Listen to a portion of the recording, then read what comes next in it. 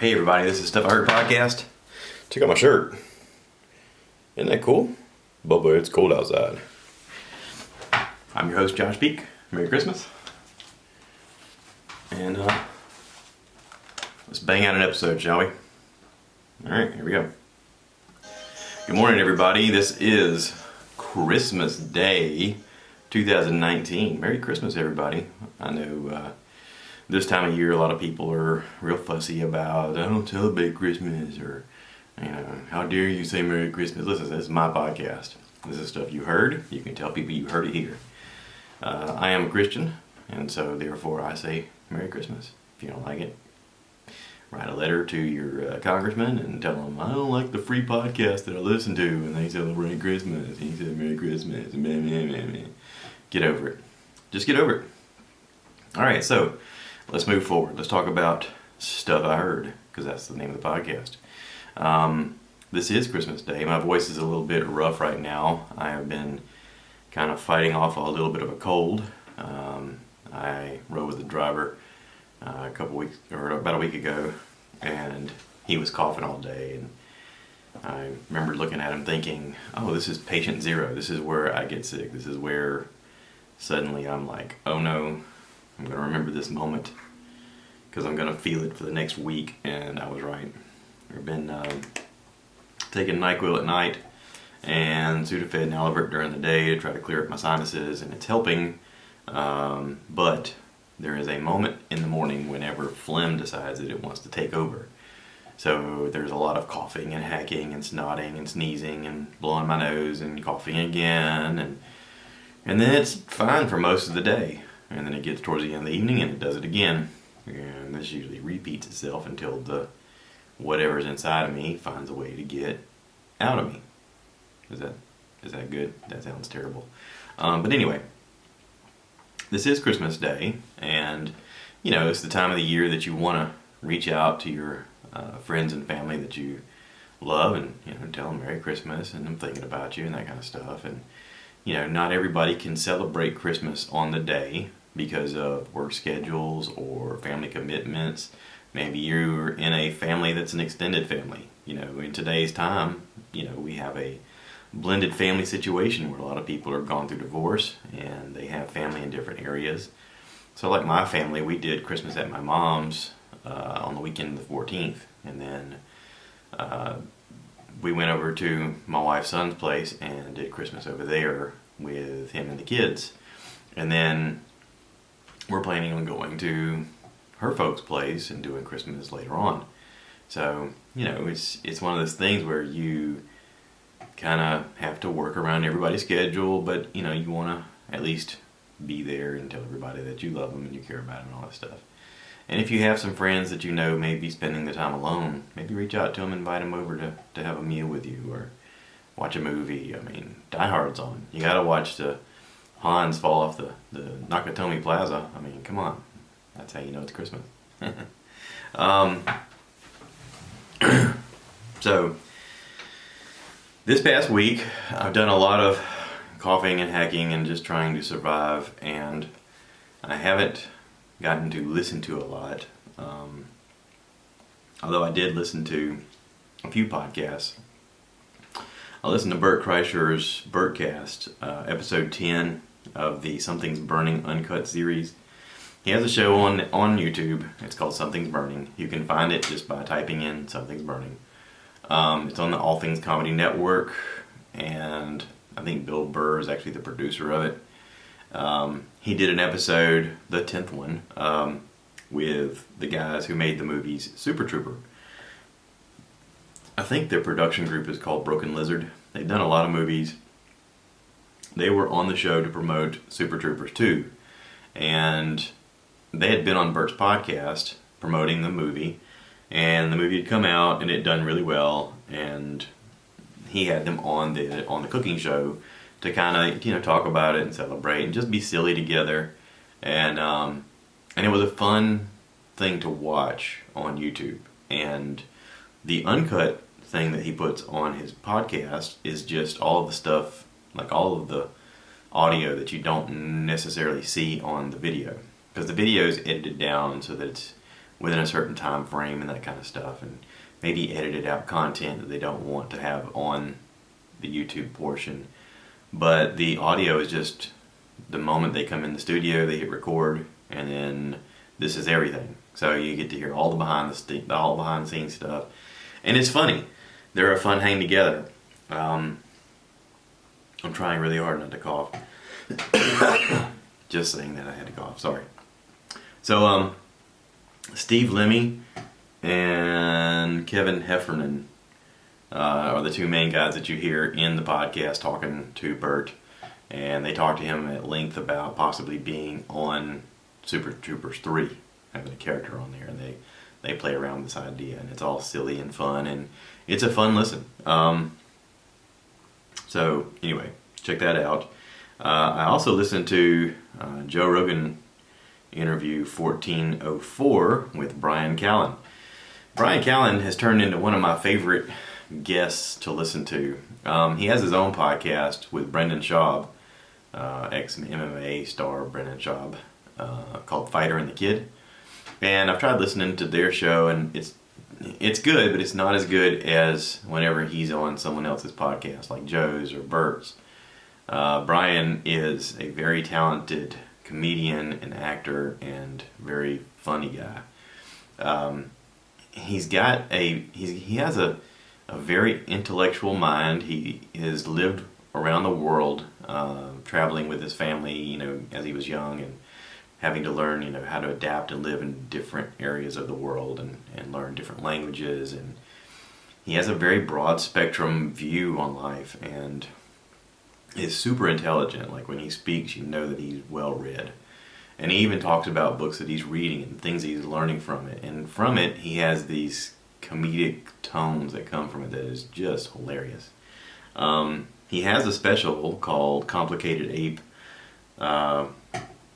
Apes, excuse me, it's plural. It apparently was out, he put it out on like iTunes and Amazon and all that stuff, and but it's not on Netflix yet. I don't know exactly why. I think there's a contract thing of them signing on a bunch of comedians, and they just didn't give him a deal. But anyway, I mentioned it before when it came out, and I still want to watch it, but I just haven't gotten around to it. Anyway, this is a good hang with the two of them. They talk a lot about some books that they've read and some growing that they've done over the years. And Brian is on a show called The Goldbergs. It's a pretty popular show on TV. He plays the coach. And from that, they had a spin-off show called Schooled, where it's supposed to be high school in the 90s. And he's still the gym coach, but he's silly. He's just a silly guy, and he's, he likes being silly and being sort of the joke at times, and he doesn't mind, running with the ball and just being the silly guy that everyone goes, oh my god, he's so silly. Like, it's fun to have those people around and to sort of remind you that you don't have to take yourself so seriously all the time, which we all have a tendency to do, I think. Sometimes it's fun to remember to play, and I think when I hear him get into a good conversation with Joe or with Bert, I'm reminded that, Brian even verbally says, I'm just a silly goose. And it's important to have that element of person around you to just remind you not to take things so seriously. Because it's so easy to. I mean, let's face it. Even me with this podcast. If you're watching this on YouTube, I'm wearing a Star Wars shirt that my wife got me. It's got Darth Vader, a Stormtrooper, and Boba Fett. And it looks like it's snowing, and it says, Bubba, it's cold outside. I think it's cute. But it's silly, and it makes me remember that, hey, this is Christmas, and we celebrate this season for a reason, but also, why not just laugh a little bit? Why not? So anyway, talking about Joe, they came out with the very next episode. I got home from work last night and turned on the TV and just wanted to see what was on YouTube, because I go in there once in a while to check on, my dad is on YouTube, R-Peak, and, several other people. The Tim Tracker is a good one. He's pretty consistent about putting out daily vlogs of, things having to do with Disney or Universal or, the different theme parks down there. But also they have a new baby, so there's, updates on the baby and on his wife, and the videos are less frequent right now, and obviously they're probably exhausted and can't really find the time to make the content they used to make. But he's one of the guys that I check on a regular basis. I also check on my buddy Danny with his stuff I kind of care about. He went on vacation and he came back, and apparently he's got a new video up where he makes a lightsaber hilt. He makes one because he's just talented like that. Excuse me. This is going to be the coughing episode of Christmas. But Joe came up on my, things you're subscribed to list. And the very next episode, 1405, was Sober October 3 Recap. Now, as I'm looking at it, I'm also looking at my phone a little bit and scrolling, and there's a picture, a black and white photo of Bert naked holding his junk, and it looks like he's standing on a scale, and I can't quite figure out what's going on. But then there's another small picture next to it, and Joe's got his shirt off. He's in his underwear and apparently standing on a scale, and I'm like, what, are they having a weigh-in? I was like, what's going on here? So I click on the link on the YouTube, and it starts a 3-hour and 20-minute podcast of them hanging out, and Ari Shaffir is there, and Tom Segura, and immediately I'm all in. I'm like, oh, I'm watching all of this. And it was early enough that I could stay awake to do it. My wife wasn't super thrilled about it, but she had her headphones and she was watching something on her phone. But this was a good hang.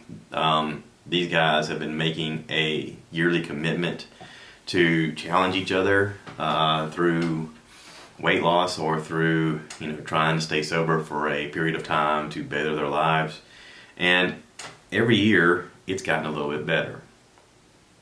This started off years ago with sort of an intervention for Bert. They were concerned that maybe he was going to drink himself to death. I mean, he was drinking way more than he should, and he was having trouble with his weight, and they were like, we want to come up with a challenge to kind of help motivate you. And Tom had gained a lot of weight too, and so they sort of made this challenge of like a weight loss challenge. And they really struggled to lose weight during this month, but they also stayed clean and sober, and it became a thing that carried over to the next year.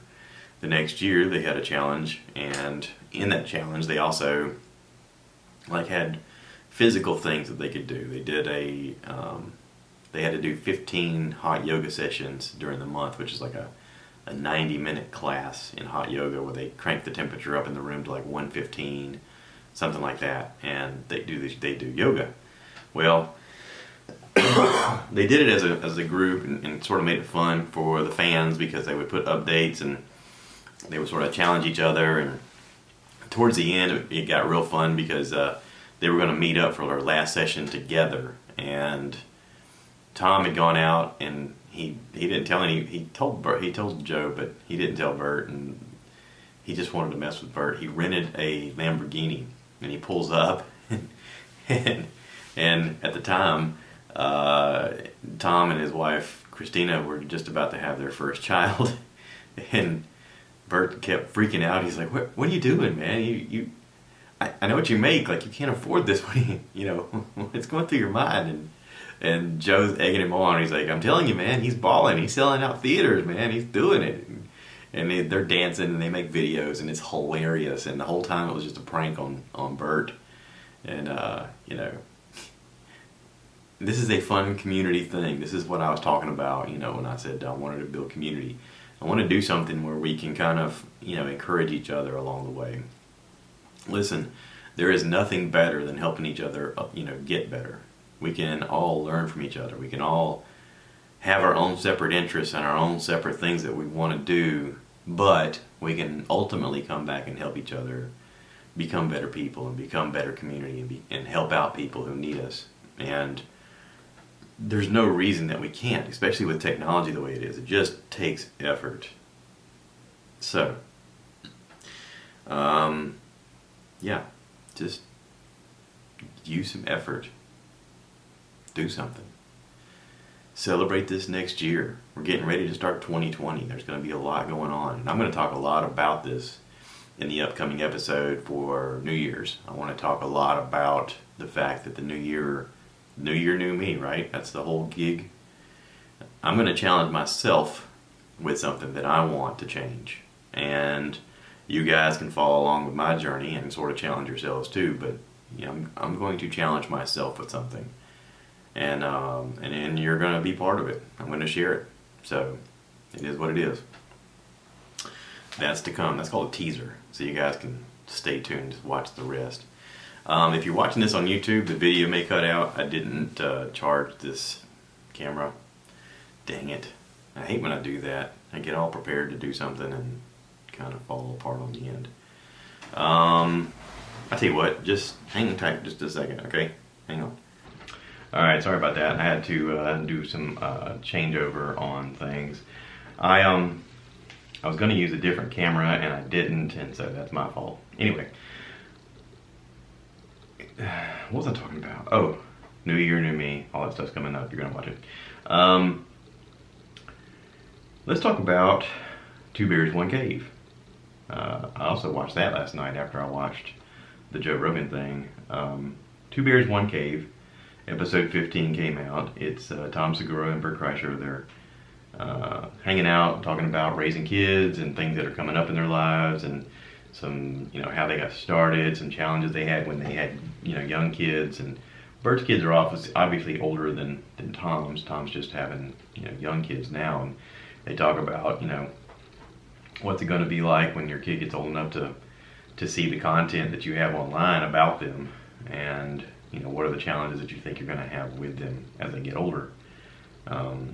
It's fun because they're buddies, and listen, you guys know I'm all in on Bert, so yeah, check it out. My wife asked me while I'm watching the Joe Rogan episode, she goes, in your opinion, she goes, which one of these guys is the better comedian? And I said, well, if you get, like, right now, I think Bert is. Bert's Secret Time special is probably the best special that I've seen, period. Since maybe, listen, Eddie Murphy's Delirious and Raw were both amazing. And maybe it was because of the time and my age. Those were two of the best comedy specials I'd ever seen. Bill Cosby's himself was really good. These were quotable, rememberable things that you would watch and you'd come to school the next day and want to repeat with your friends. There were lines in it that you could use, and you would instantly, amongst setting it up, have a joke that you could talk about. And then over the years, you know, comedy kind of took a hit. Sam Kinison was huge. He was bigger than life. So was Andrew Dice Clay. But Andrew's was, you know, kind of offensive, and even though it was really fun to know the nursery rhyme jokes that he had, it just wasn't something that I felt comfortable talking about with anybody. The Sam Kinison stuff was just a level of energy that even he couldn't repeat. And a lot of comedians have, you know, done some decent comedy over the years. Not to say that folks like George Carlin and Robin Williams wasn't great. I mean, they were, but it just wasn't the same caliber. And I know that I'm a Bert fan because of the Machine Story, because of him being on Joe Rogan, because of the Bertcast, and because of my friend Garth that I was in the Marine Corps with, you know, kind of showing me, hey, check this out, I think you'll like it. He was right. He knew my personality, and he knew that I'd be into it. But the Secret Time special on Netflix is just funny. Every bit of it's funny. The timing on it's good. The way they shot it was good. The way it came out was good. And he has a new special that he just recorded. It's not out yet. I don't even know the name of it. But he says that this one is even better than Secret Time. And I'm like, holy crap. Are you kidding me? I mean, so anyway. I've seen Joe live.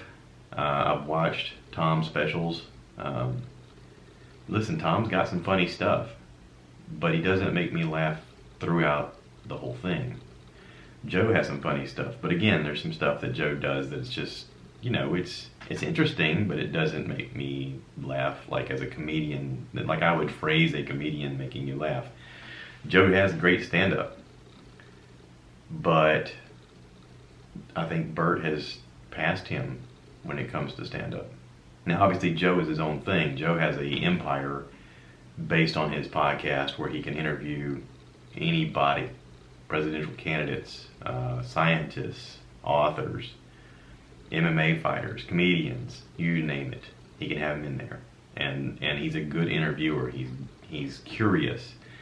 And he's built a community of people that support each other across the board. And, you know, Joe just celebrated his 10th anniversary of the Joe Rogan Experience. Yesterday was the 10th anniversary. They started 10 years ago. Just him and Brian Redban and Jamie Vernon. Just, hey, let's try it. Let's just try it and see what happens. They would do the comedy show and come home and turn on the cameras and microphones and just talk. And that's how it started. And it just grew from there. He's got 1,405 episodes out, and I've probably listened to 1,000 of them. And he averages usually 2.5, 3 hour podcasts. That's a lot of content to listen to somebody. But one thing remains true throughout it is he's loving, he's kind, he wants to build community, he wants us to look outside of what we know is normal and question what we think we know. He wants us to bridge that line of others, of they. He wants us to think about people as people and realize that we don't know everything, and we can ask questions and we can talk about it, and we can have a community and we can build community. And for that, I'll forever be indebted to Joe. He's doing what I want to continue to do. He's doing basically the blueprint of what I felt like I was doing before I started this podcast. What I was doing every time I met someone or had a deep conversation with them. I felt like I was doing basically what he's doing on a different level. So thank you to Joe for paving the path and for continuing to entertain us. And I'm going to see you do comedy because I'm a big fan. I've got tickets right now to go see Bert in May. Excuse me. In May in Charlotte. And I got tickets to go see Joey Diaz. That's coming up in January. Ooh. Hey guys, if you're going with me to that, I hope you're getting excited. I am. You know, there's a few other shows I want to go see this year. I'd really like to see Bill Burr in person. I think that'd be great. Oh yeah, talk about good comedy shows. Bill Burr's Paper Tiger on Netflix. Whew, good stuff. That and Dave Chappelle's Sticks and Stones. Another good one. Really good stuff. But again, Bert special, I laughed throughout the whole thing. Secret Time. It's good. It's really good. Oh, and if you haven't seen Michelle Wolf's latest special on Netflix, you gotta watch it. There's a joke in there about otters that's hilarious. She's got a lot of lines. I mean, she's probably in the top 5 right now performing. I mean, it's her sense of humor just hits my funny bone just right. It's hilarious. I want to talk about something I watched. Netflix. There's a lot of stuff on Netflix right now that I want to watch. I know that the season 2 of Lost in Space just came out, and that show The Witcher just came out. I watched the first episode of The Witcher, and the guy who's playing like the main character is Henry Cavill. He played Superman on the reboot movies. There's an opening scene where he's looking like this video game character, and he's fighting this giant spider-like thing with a man's face on it. And I'm like, oh, they just start the episode off with Superman fighting Spider-Man? My wife looking through, she's like, that's pretty funny. But anyway, the first episode, I don't really know what's going on. I'm I've read some comments online that say that it takes a few episodes for you to realize that he's going back and forth in time. Like the timeline that you're watching goes back and forth, and that it all comes around at the end. But anyway, I've only seen one episode. I'm going to watch some more. But also, this Lost in Space season 2, I'm really excited about that. I really enjoyed the first season. I mean, it was incredible. But the other day, I watched a movie called The Two Popes. And this was based on a true story. Recently, 2005, Pope John Paul II passed away, and they had these archbishops and cardinals get together and they vote on who the next pope is going to be. And if I'm getting the phrasing wrong, please forgive me, I'm not Catholic. I'm just kind of gathering what I watched and read online, and I may have the terms wrong, but they get together for this conclave and they vote on who they want the next pope to be. And apparently you have to have a unanimous vote, otherwise they stay in this locked room until they decide on who the pope is. They have to agree. Well, during this conclave, this one guy had the overwhelming votes, and then the next guy had like 9 votes. And so they had to re-vote, and they had to, kind of plead their cases with people. And the guy who had 9 votes, he was like, "Listen, I don't want to be pope. Like, you need to, like, listen. He's obviously the one that everybody should vote for." So they have a re-vote, and the other guy wins. He becomes Pope Benedict the 16th, which is played on the movie by Anthony Hopkins. And he's a very traditionalist guy. He's by the book. He immediately, once he becomes Pope, starts saying no to everything. You can't do this, you can't do that. God says this, God says that. And he has an exclusionary sort of policy. And a lot of people leave the church during his time in office. There is a lot of scandal that comes out about priests who are doing awful things to children. And there is a public outcry during his time in office where it became knowledge that they were hearing confessions from these priests and then moving them to another parish where they continued to do what they were doing before to other children. And it was an epidemic of amazing proportions that I don't know that the church can ever recover from. I think that maybe in 100 years they'll look back at this as the dark days. The Pope Benedict served his position from 2005 to 2012, and he stepped down. This has only happened one other time. Usually whoever becomes Pope is Pope until they die. But this Pope kind of saw the writing on the wall and realized, I made a mistake. I made a grave mistake. And so he calls for this other guy, this other bishop that was in line to be Pope, that was, runner-up. And this other bishop, at this point in his life, wants to retire. He wants to step down. He wants to quit his position because he feels that the current Pope is leading them in a path that is wrong. And he's planning a trip to the Vatican so that he can publicly, or to personally give his letter of resignation and have the Pope sign it saying that yes, you can step down or whatever. And he won't sign it, and he won't tell him why. And the movie is great because apparently all this information has come out, and they've written a book, and from the book they made the movie. And the other actor is Jonathan Pryce. Basically, Jonathan Pryce becomes the next Pope.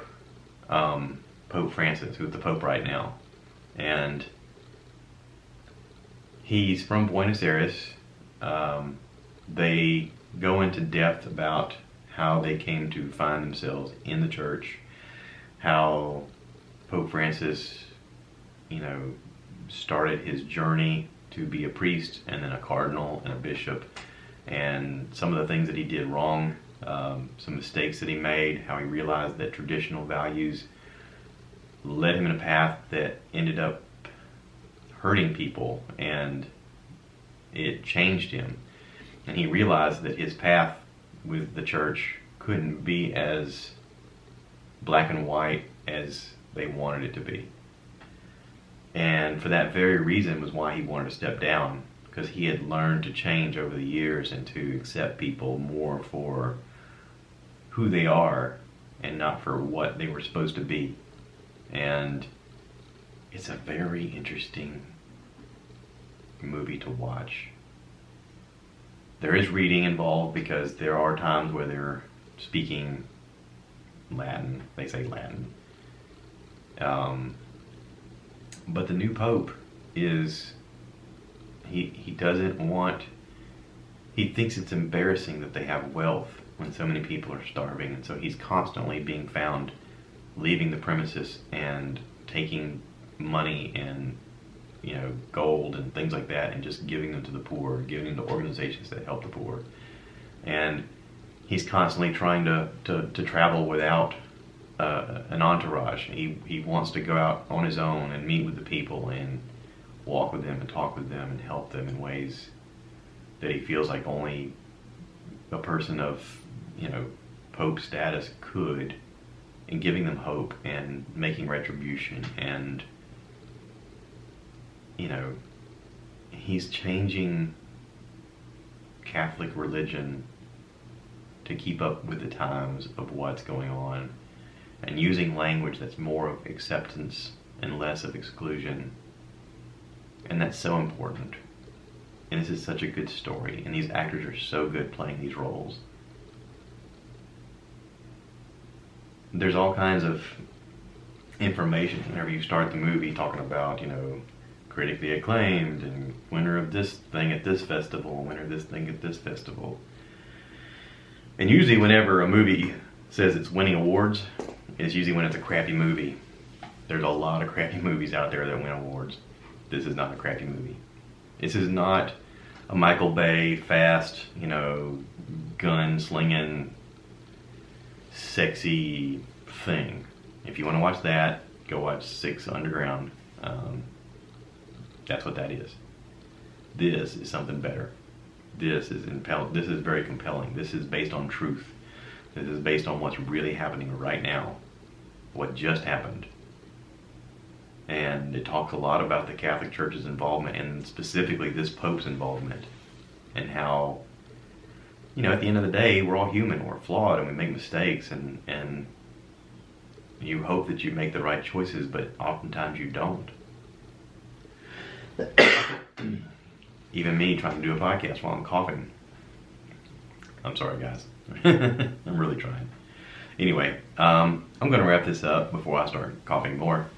I hope everybody has a great Christmas. I got up this morning early at 6 a.m. and put on some meat on the Silverback Gorilla Grill pellet grill. I have a brisket and 2 butts, and I'm going to go check on it, make sure it's all good. I got my little remote thermometer thing plugged into it, so it should be good to go.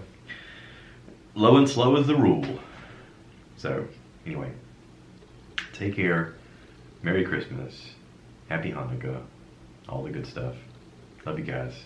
And we'll do it later. Cue the cow.